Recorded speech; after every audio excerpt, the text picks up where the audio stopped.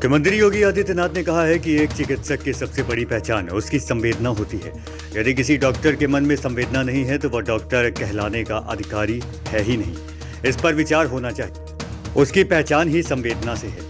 चिकित्सक की संवेदना गंभीर से गंभीर मरीज की आधी बीमारी को दूर कर सकती है। मुख्यमंत्री ने चिकित्सा संस्थानों के डॉक्टरों को यह नसीहत भी दी है कि वे बेवजह मरीजों को हायर सेंटर रेफर करने की प्रवृत्ति से बचें और मरीज को क्रिटिकल केयर उपलब्ध कराने में रिस्क लेने की आदत डालें।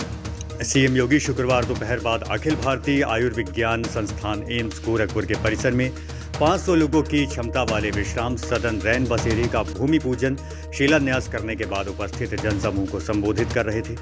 44.34 करोड़ रुपए की लागत से बनने वाला यह विश्राम सदन पूर्वी उत्तर प्रदेश का सबसे बड़ा विश्राम सदन होगा। इसका निर्माण power grid corporation of India limited के CSR निधि से कराया जा रहा है। शिलान्यास समारोह में मुख्यमंत्री ने कहा है कि कोई भी चिकित्सा संस्थान डॉक्टर के व्यवहार के माध्यम से संवेदना का केंद्र भी होता है।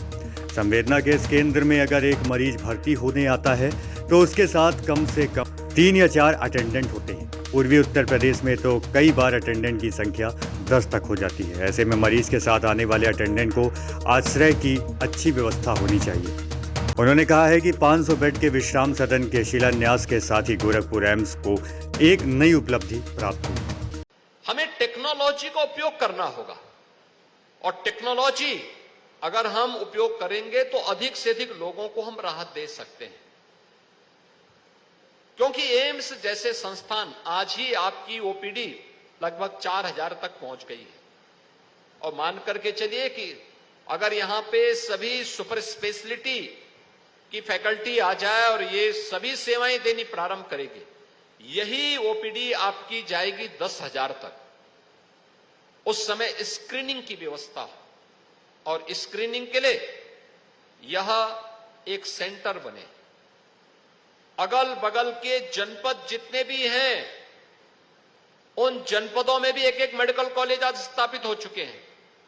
उन मेडिकल कॉलेजेस को हम फिर SCPGI ये एम्स गोरखपुर पूर्वी उत्तर प्रदेश का हब बने और यहां से अन्य मेडिकल कॉलेजेस को स्टॉक के रूप में जोड़ते हुए टेली कंसल्टेशन दें हम उनको, या डिस्ट्रिक्ट हॉस्पिटल्स को दें, जिससे जो सामान्य पेशेंट है जिसको केवल आप कंसल्टेशन दे सकते हैं और उसके माध्यम से वहीं पे उसकी दवा लिख करके वे उनको वहीं पे वे अपनी दवा खरीदें, अपने घर जाएं।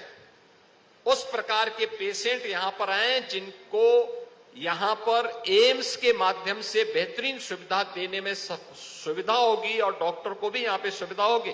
उस प्रकार के पेशेंट की सुविधा का केंद्र अगर हम बना देंगे तो मुझे लगता है कि आपकी क्वालिटी भी मेंटेन रहेगी और डॉक्टर्स भी अधिक से अधिक पेशेंट को यहां सुविधा देने में सफल होगा।